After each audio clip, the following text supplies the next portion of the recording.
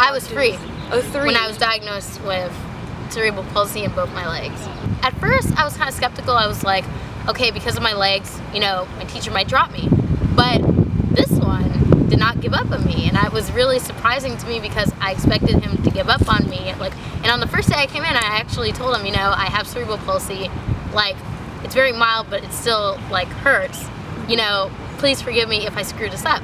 And he was just like, no, we'll deal with this as time progresses, and we'll see how it goes. Everybody is different in their own way. That's what makes everyone unique. So when people would just say, oh, you walk differently, I would just look at them and I just didn't care. Like, that's just the way I walk, accept me for who I am.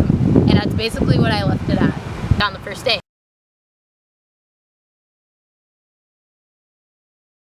I didn't notice right away, but after a class or two, I noticed she was always on the balls of her feet. And I was concerned about that. Even the best dancers cannot do all of these poses on the ball of their feet, maintaining balance. And so I thought, well, how can I get her to do this? I even spoke to another instructor about it, and we were both at a little bit of a loss. I thought, should she be in another class? Would it be more appropriate? Nonetheless, I decided, okay, well, we'll move forward and see what happens. The big struggle she had was keeping her heels on the floor in the mini poses. And it was painful for her. When I would walk normally, like, it would start to hurt, and I just would not do that because it would start to hurt my heel, like right over here, and my whole legs would start to burn. And to this day, when I walk normally, it still burns, but at least now I'm willing to go ahead and try to maintain normalcy and walk like a normal person, walk like a human being. I think a major breakthrough for me was the day that we were doing this thing called the chair pose, where it's for strengthening the quadriceps, and you bend your knees and you keep your heels on the floor and you actually pick up your toes. And of course she was just the opposite, you know, the balls of her feet were on the floor and the heels were elevated. And looking right in front of me, I had one of the props in my yoga class, which is a yoga mat, a yoga blanket. And so I decided, okay, I'll roll that blanket up and I'll put it under her heels, and that will at least give her a target.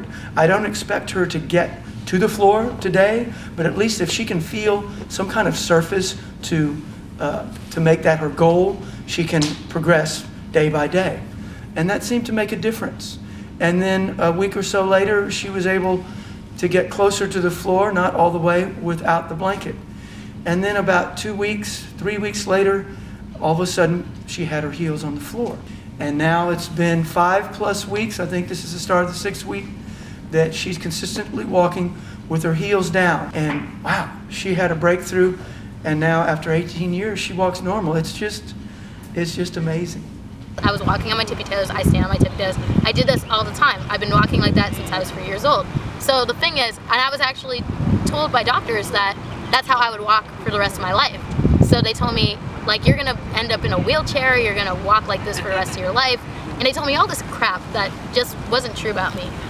It's just miraculous in everybody's view that she has this breakthrough, and we're so proud of her and happy that she, above all, was able to overcome her own, what some might call a disability. But it doesn't matter what strides you have to push and keep doing it, no matter how painful or how stressful it can be. Like, I'm autistic and I have these things, but it's not as bad. So that's what I see it as. Like, I could have been much worse, basically. So I'm grateful.